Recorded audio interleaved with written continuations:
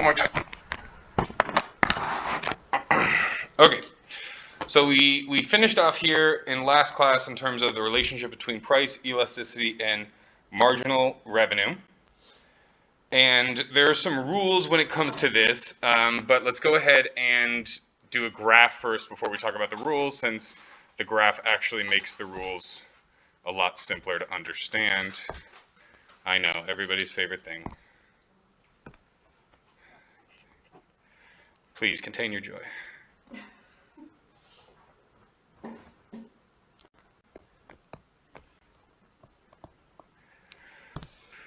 So we have a demand curve. It has a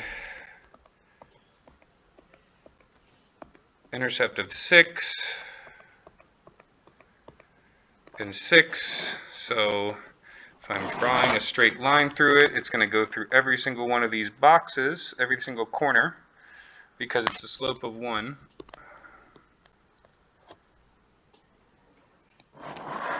And so it's a one fall for every one run, right? And m is equal to the rise over the run. So if it's a fall instead of a rise, what's one fall? It's a -1 run, or rise. And so our slope ends up being -1 over +1, so it ends up being -1, because when you divide any negative number by a positive number, it stays a negative number. Questions on that? All right, so in this demand curve, as we figured out last class, we know that there are 3 different points on it, or really 2 different regions separated by one middle region, right? So number 1, we got to label this as demand. And so we know in the middle, because it's a slope of -1, it happens to always be in the middle, so we know at 3,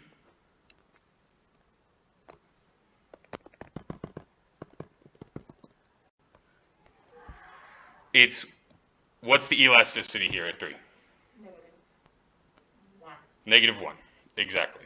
So this is our unitary elasticity point. So how did we get that -1? Well, we took the slope, right, which we just calculated, which is -1, and we multiply it by the quotient of the price and the quantity. And so the price ends up being 3, the quantity ends up being 3, so we end up with -1 times +1 gives us -1 for the same reasons that -1 divided by +1 gives us -1. Anytime we divide or multiply anything, it stays negative. Anytime we multiply by 1, it just stays the same exact value. So that's our unitary elastic point. What about the points that are above the unitary elastic point? So the points that are close to the price axis. This would be very, very good. Yep, the elasticity would be greater than 1. And so, I mean, we can see why that is because of the fact that the slope, right? The slope is always going to stay the same. So really, our elasticity has to do with the ratio of the price and the quantity, right? So this one, it's -1, which is the same thing we did last time. Now it's times 2, so it gives us -2. And remember, we always take the absolute value of those whenever we're talking about demand, because it's always negative, because it's the law of demand. As the price lowers, people want more, so it's an elastic demand above the unitary point. Which makes sense, because the prices are getting higher and the quantities are getting lower, right? This thing, this numerator, is getting higher, and this denominator is getting lower. I know I used opposite colors there, which is fun. But the more that we get closer to the price axis.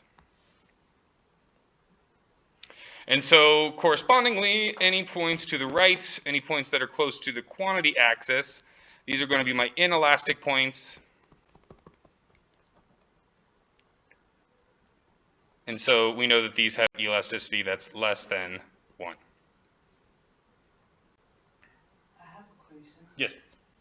So At the center, like when we calculate the unitary elasticity, we didn't take the absolute. Yeah, it's we totally should. Yes, so we take the absolute to talk about the demand as the positive one. That looks like a star, but I just meant for it to be positive.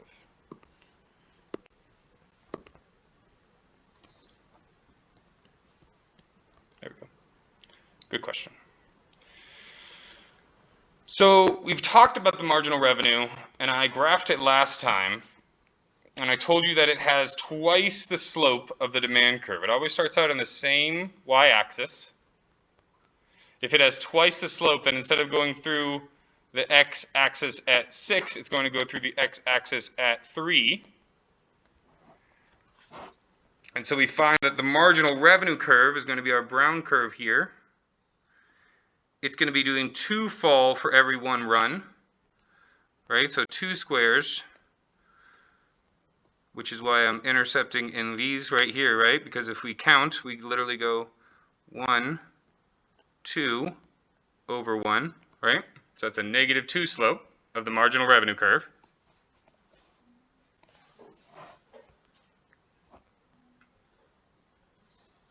And it goes through 6, and it goes past the quantitative axis, because the marginal revenue can actually be negative. Why can the marginal revenue be negative?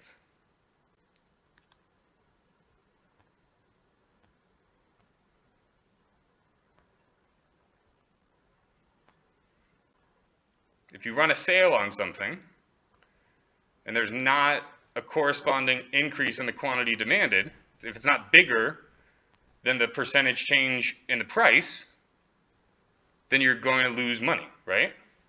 Because the sale, you're gonna get more people to buy your good, right? But everybody's going to be paying a cheaper price. So when we get to this range, the inelastic range of the prices, right? So anywhere below 3, this is all negative marginal revenue. Whereas all of this stuff above here, this is all positive marginal revenue. Because I'm talking about the different prices as it relates to demand. So because of the fact that it crosses here at 3, and this 3 corresponds to this 3, that's why I'm splitting it up into positive and negative marginal revenue over there. And the reason why I'm doing this is because one of the rules that the book talks about is that when you have an elasticity that's greater than 1, then you're going to have positive marginal revenue. When you have elasticity that's less than 1, then you're going to have negative marginal revenue.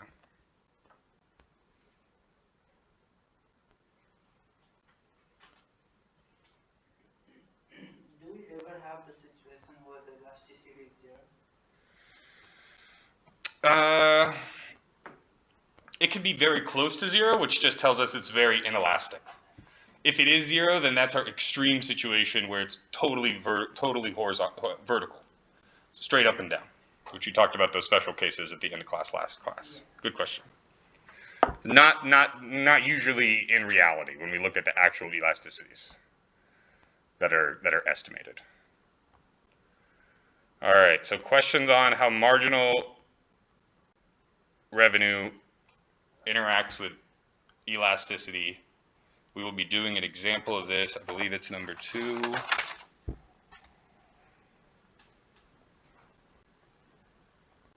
Maybe not. We'll do a walkthrough in a second here, though.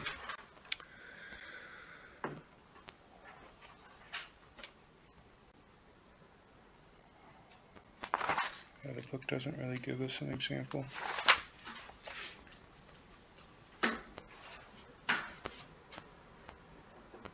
Okay, let's move on. Cross-price elasticity.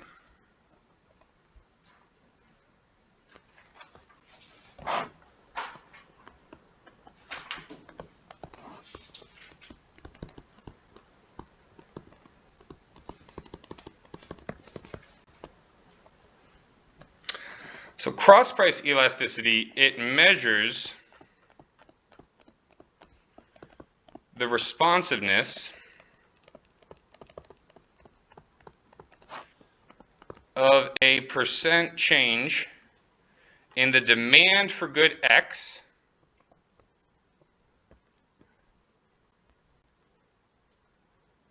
due to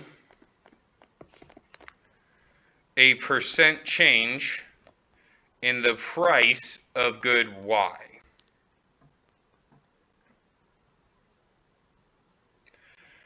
So our formula for this is the same as all of our elasticity formulas in terms of the price is always on the bottom.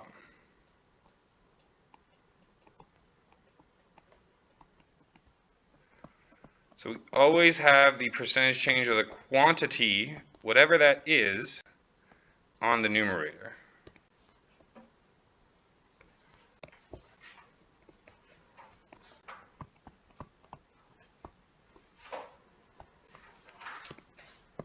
Subscript, superscript.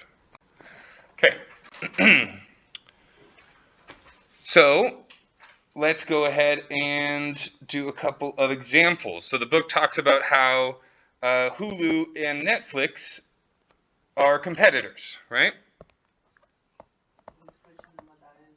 It's not a question number. It's just part of the text that you're supposed to read. So Hulu and Netflix are supposed to be substitutes, right? So we are told that the cross-price elasticity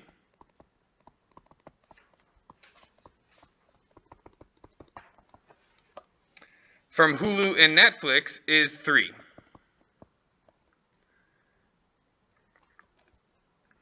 And we are asked, what will a 10% hike in the price of Netflix do to Hulu's demand?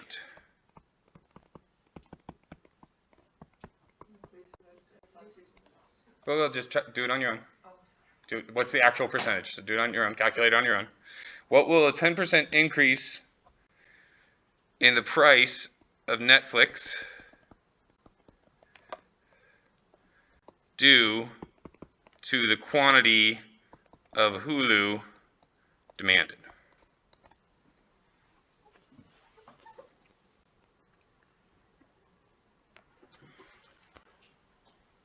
Just gonna go ahead and make sure quick algebra check for you guys.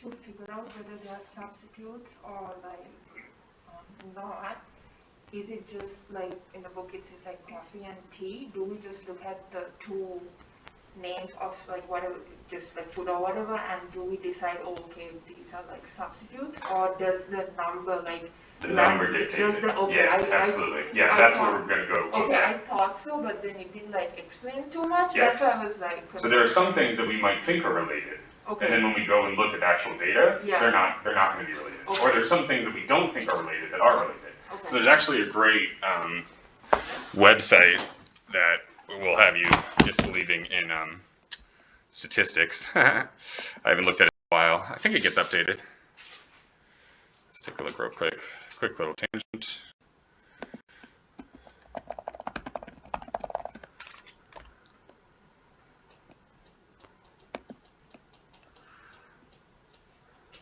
So these are all what are called spurious correlations. And so this is U.S. spending on science and technology and how it correlates to suicides by hanging, strangulation, and suffocation. Or the number of people who drown by falling into a pool correlating with the films that Nicolas Cage appeared in.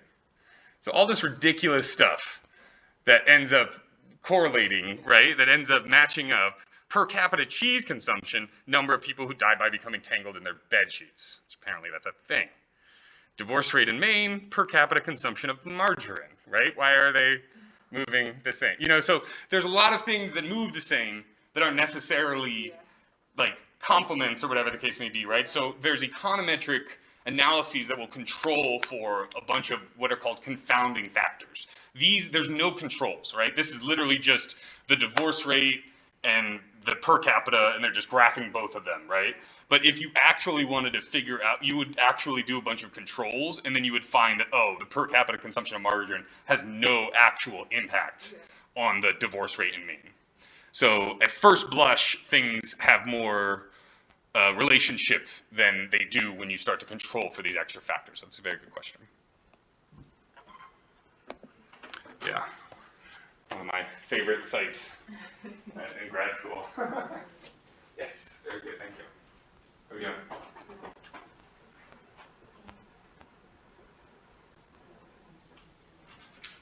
Okay, so if the elasticity is 3, where do you put that? Where do you put the 3?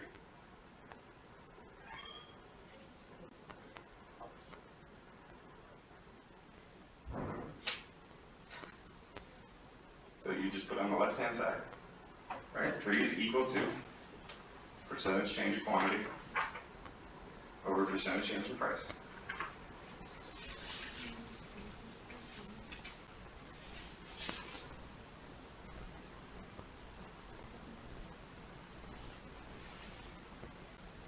So the 3 is on the left side.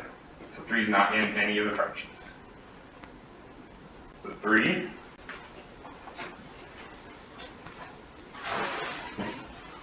goes here.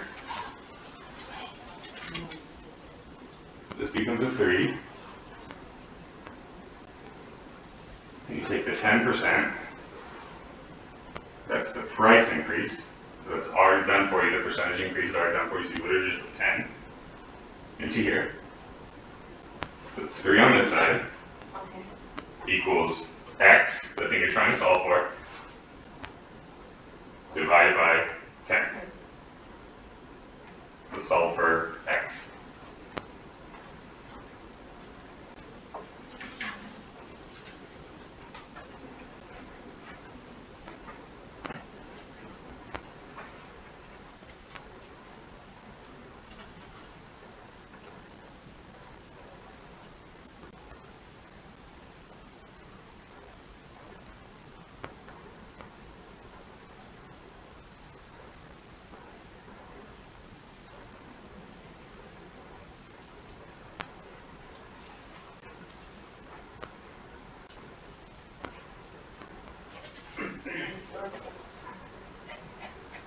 So what's the answer? So what's the answer?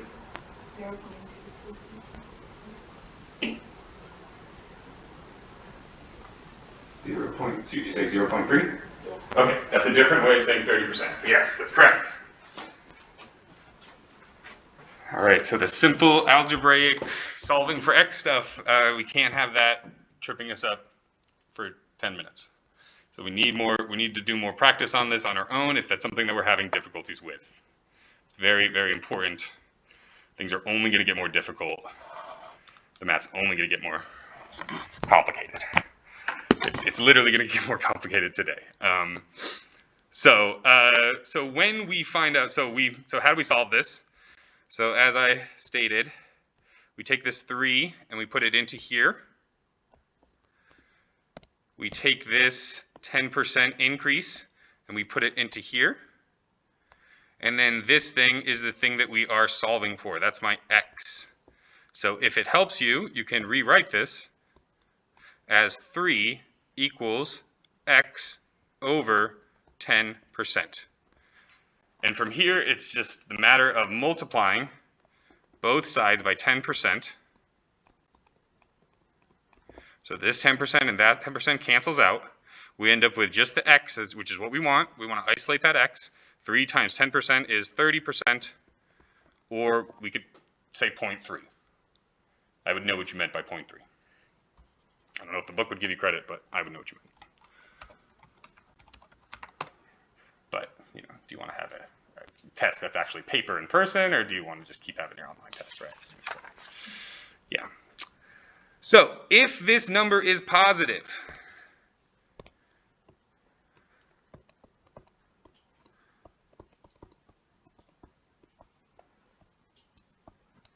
then that means that they are substitutes, just like Netflix and Hulu.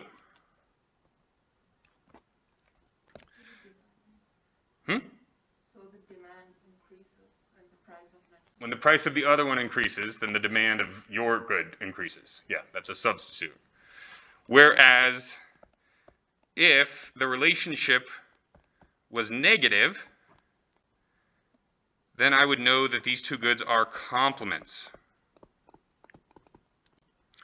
So let's go ahead and, since we need the practice, let's go ahead and do some more practice. All right, so using table 3.3 in the book, which you're intimately familiar with, about the selected cross-price elasticities, we find that meat and dairy have a cross-price elasticity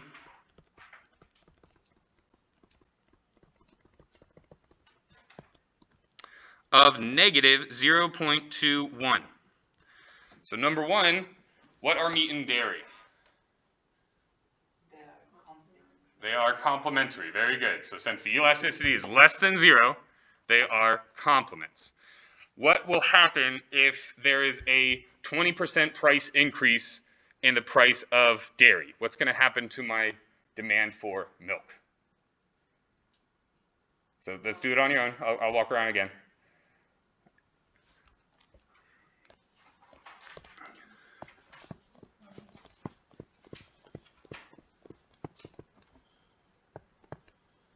To quantity of meat demanded when the price of milk increases by 20%.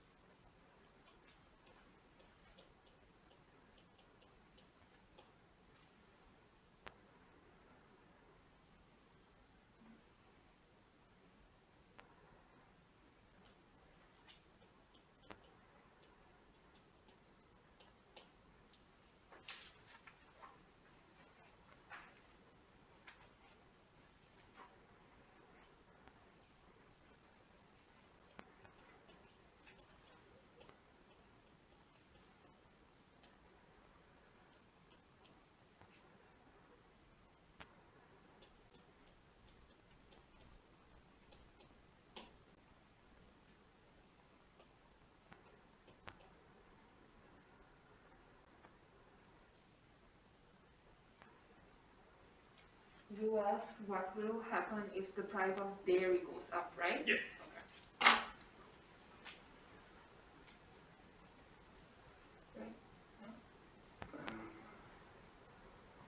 Right. Yes.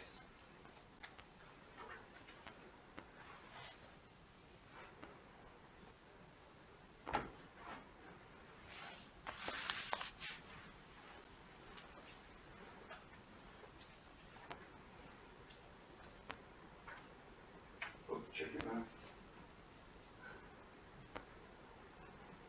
Check your decimals.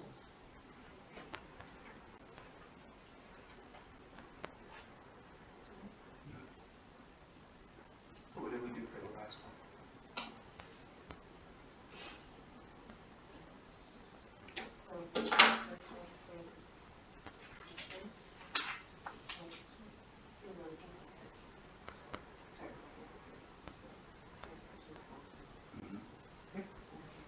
Yes, if there's no need to have the E, I think that might be messing up. It's just equal. The E becomes negative 0.21. Like elasticity is a placeholder. I thought it's in brackets. So. Okay. But then why is there an X and minus 0.21? Because I'm trying to cancel this one out. So how do you cancel that one out? I'm trying to 75. Yes. But aren't we trying to isolate X by itself? Yeah. So don't you want to multiply both sides by 20? Sorry, I'm mixing up.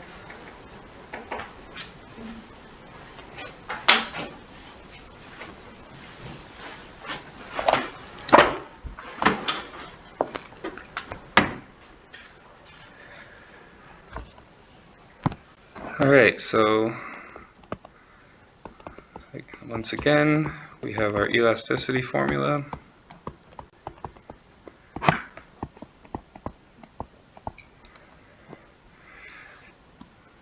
We're told what the elasticity is. We're told what the percentage change in price is.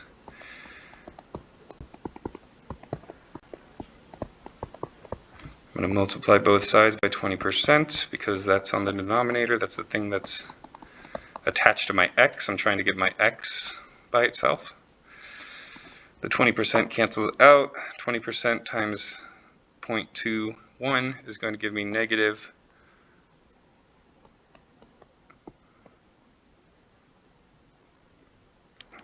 0.2. What does it end up being? 4.2%. 4.2. Okay.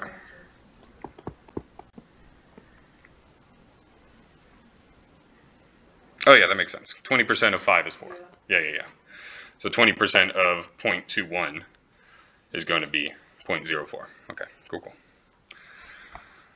All right, let's do another practice. So the answer was the price would decrease by 4.2%? Yes. Yep, very good. So you were right. No, quantity demanded. Or quantity demanded, yes. Will decrease because price increase. Yes. Sorry.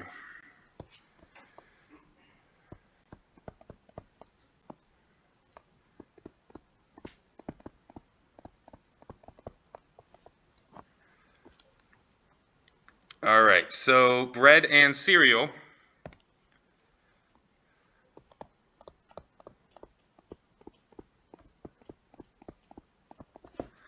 have a cross price elasticity of 0.02. So if the price of coffee or the price of cereal were to increase by 30%,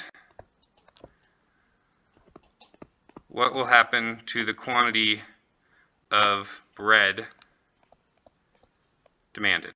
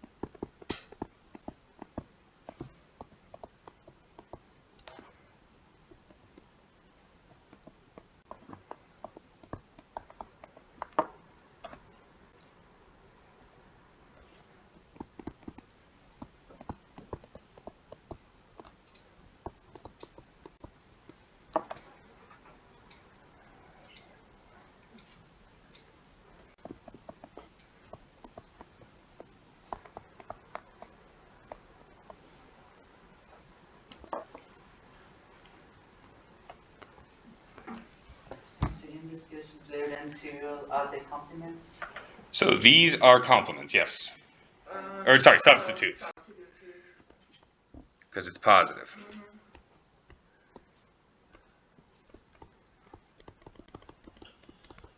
They're weak substitutes, though. Yeah. Because a 30% increase in the price of cereal is only going to have a 6% increase in the quantity demanded of bread. So there's still substitutes, just very weak substitutes. All right, let's talk one last example. Coffee and juice.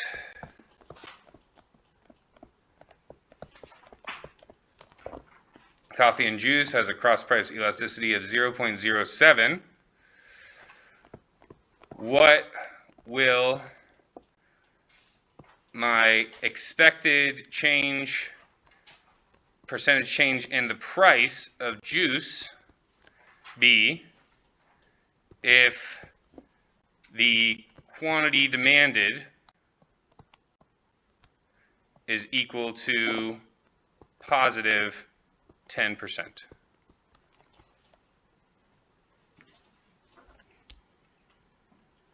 This one's a little bit backwards. Normally it doesn't work like this, but just because we need the algebra practice.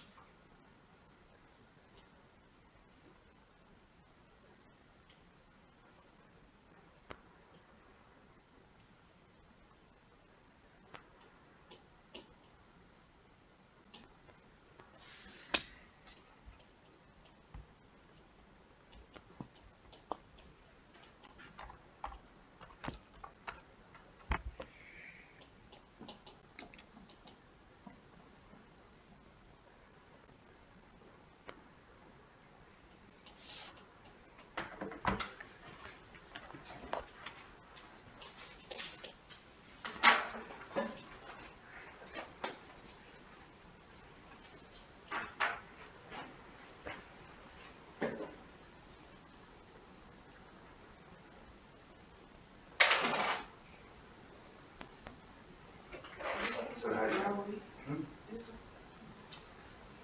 No, you had to put it backwards. So you put the Yeah, that's what I'm saying. So what should we do that yeah, one, right? and then you're supposed to solve for x. Do you know how to solve for x when it's on the denominator?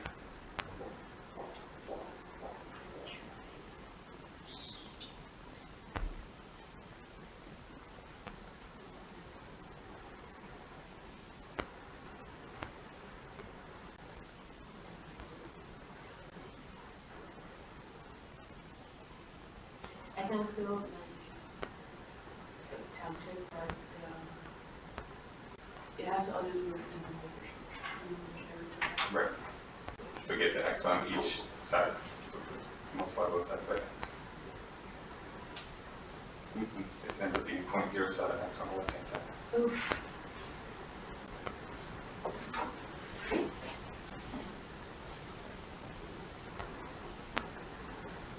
Then I have to get x by itself.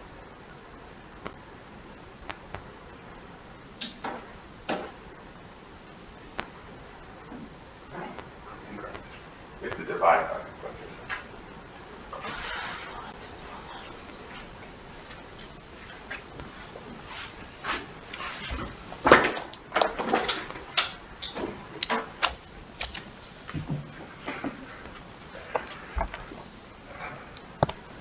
All right, so using our formula a different way this time.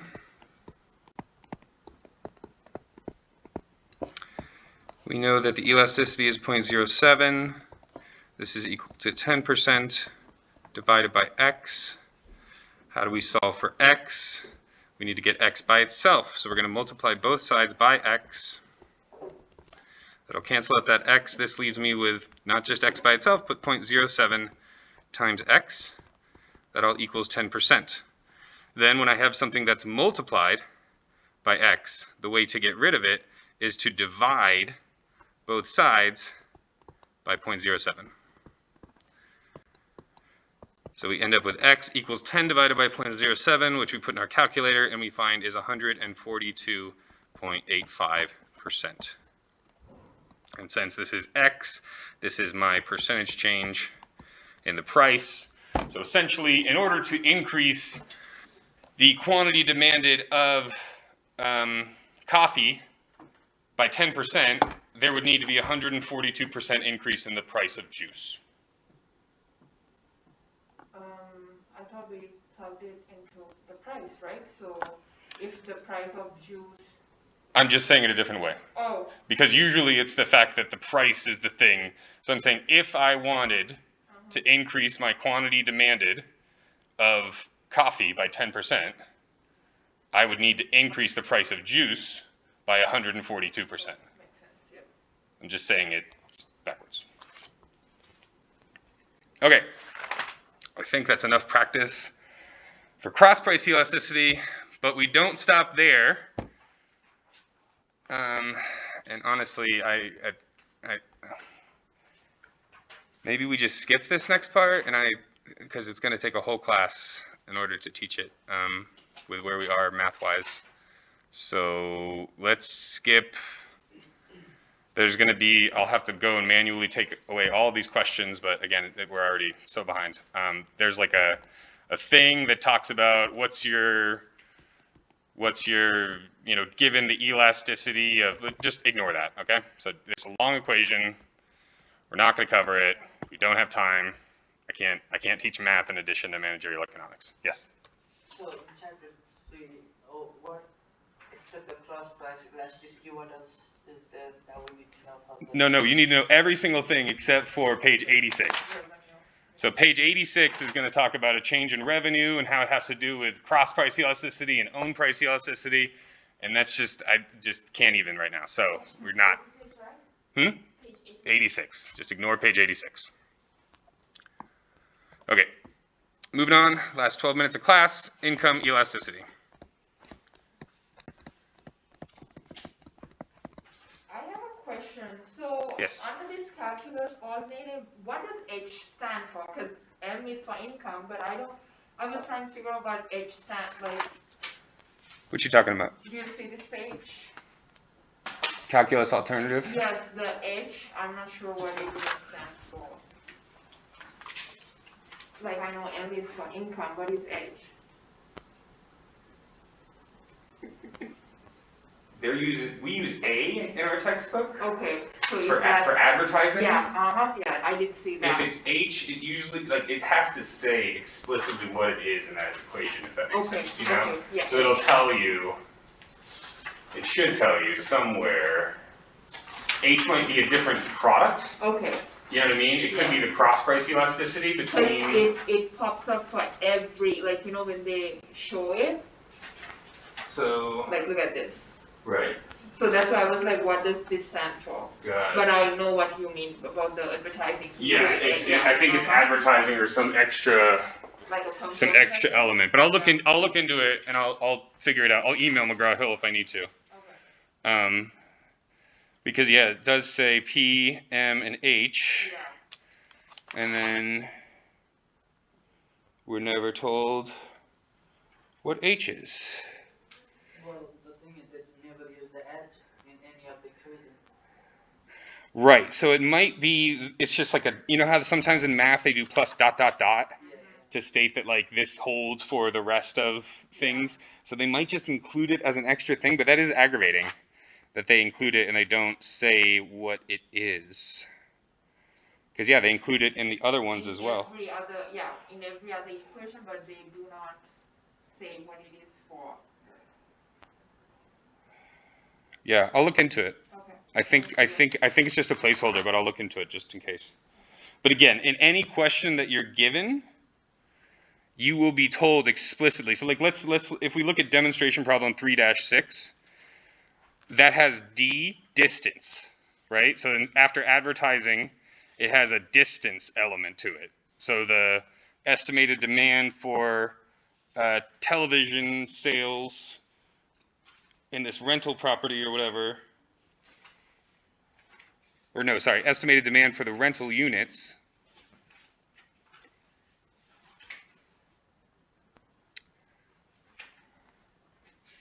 Why does it say estimated demand for rental properties? Yeah, I'll find it out.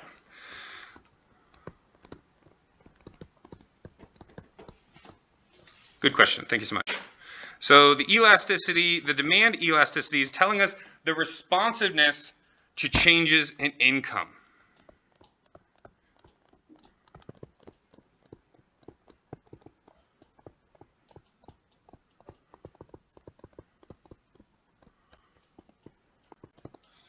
And so this is my percentage change in my quantity of X demanded divided by my percentage change in my income. So M is income.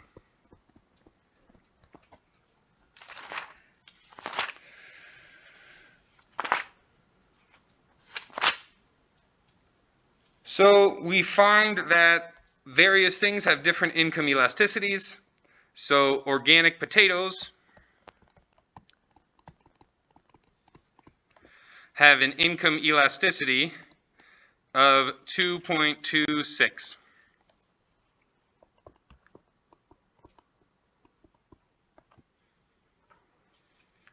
So what will happen to the demand for organic potatoes when income increases by 10%?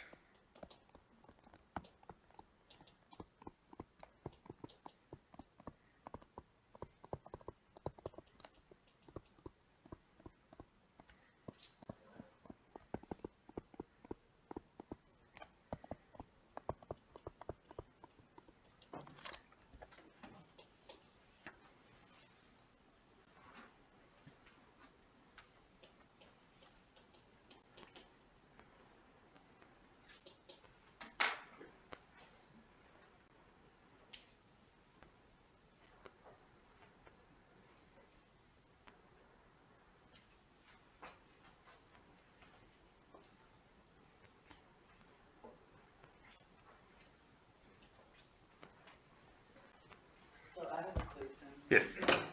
Even in this case, the elasticity still means like if it's greater than 0 is Normal. no. Normal good. Yep. So yeah, so this is going to increase my demand for organic potatoes because it's a normal good, right? And it's telling me that, you know, it's very sensitive to income, right? That as soon as there's a depression or something like that, you know, so we could say, what if there's a decrease in income by 10%?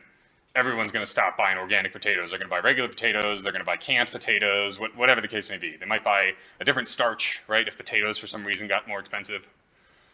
So there's lots of substitutes for something that is specific as organic potatoes. And anything that's organic or anything that's like artisan or artisanal, you know what I mean, that kind of stuff is always going to have a greater income elasticity.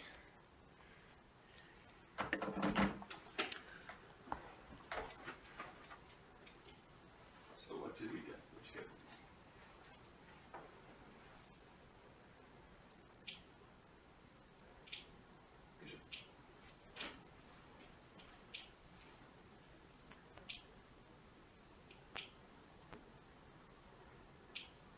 Yeah. So what is it? So put that in percentage form now.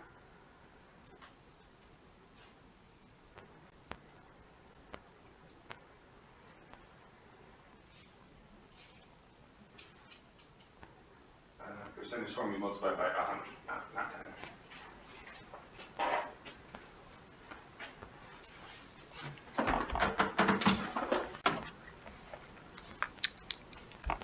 So we find that the potato demand, percentage change of it, is equal to 2.26 times 10%. So it's going to be 22.6% of an increase.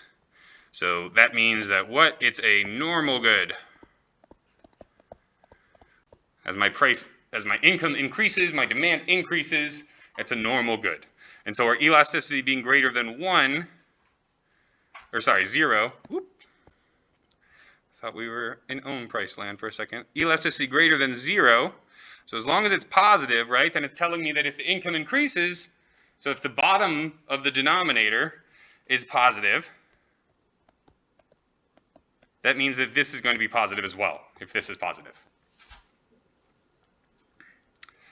So if the elasticity is less than 1, what is it? Elasticity Q, XDM is less than 1, or less than 0, geez. then it's an inferior good.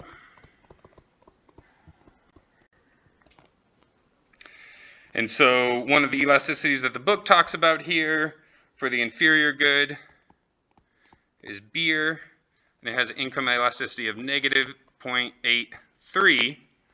And so why is this an inferior good? It's not necessarily that people drink less when their incomes are rising, but it's the fact that during depressions and recessions, people drink more.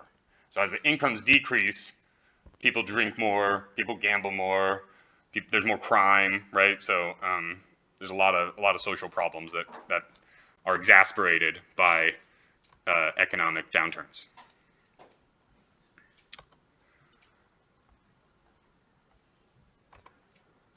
All right. So now let's talk about elasticities for linear demand functions.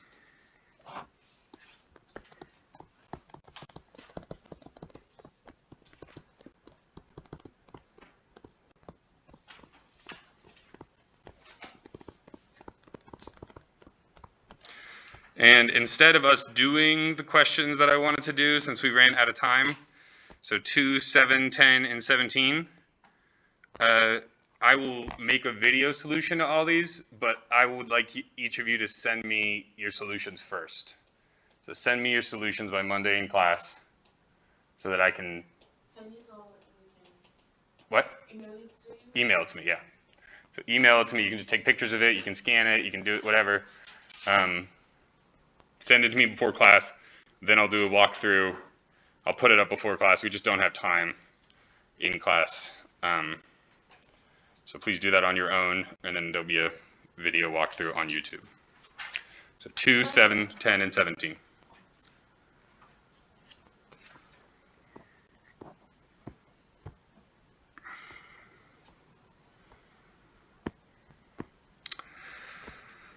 So for a linear demand function, and so you're never going to be asked to actually calculate this, but you are asked to be able to evaluate it. So we start off with all these Greek letters, which is kind of annoying. So we have alpha naught plus alpha, and this is alpha x because it's related to the price of good x. Then we have alpha y because, again, it's related to the price of good y. Then we have alpha m because that's related to the income. And, oh, I guess it makes sense over here. It has price of h. So h is just another good.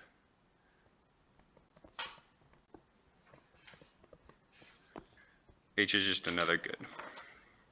It is annoying that they don't ever use it. And so when we have an equation like this, we can get the various elasticities from these coefficients. So the own price elasticity is equal to alpha x times that quotient of the price of x and the quantity of x. So just like before when we use the slope, right? And that's essentially what this is. This is the m. If there was only one variable, that would be the slope of the line. Yes? What is alpha? Alpha is the coefficient. Okay. Alpha, it's also, I mean, I think it's A. Yeah. Most of the time we read it as A, but it's actually the Greek character alpha. Okay. So it's always, traditionally, these coefficients are represented by alpha, or they're represented by betas. Okay. You'll see them represented a lot of times by beta too. Yeah. So you'll have something that's like y equals beta naught plus beta 1 times x plus beta 2 times x2. So it's a similar kind of thing here. Good question. So we get our own price elasticity by taking that coefficient, that m, and multiplying it by the quotient of the price and the quantity at that point, right? So again, just like we did last class, we can figure out the elasticity in between 2 points by using the midpoint formula, or we can also figure out the elasticity at a specific point by using these type of equations, right? Where we look at the actual slope, we look at the actual coefficient, and then we multiply it by the quotient of the price and the quantity at that point. So we're going to do the same thing if we want to figure out the cross price elasticity. So the cross price elasticity, we'll go ahead and we'll put that alpha y there. And now, because it's the cross price elasticity, we're going to be looking at the price of y and the quantity of x.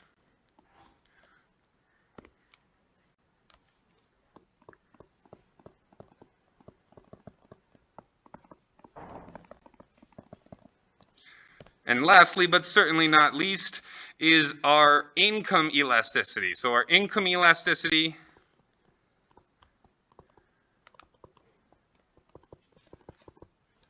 is going to equal that alpha m times your income on the top, right? The price of your hour, the price of your week, the price of your month, the price of your year, your salary, right? Your income on the top. So just like we had the prices before, we have the price of your time on the top, and then we have the quantity of X on the bottom, just like with all the others. And so these are how we get the 3 different elasticities when we're given a linear demand form. So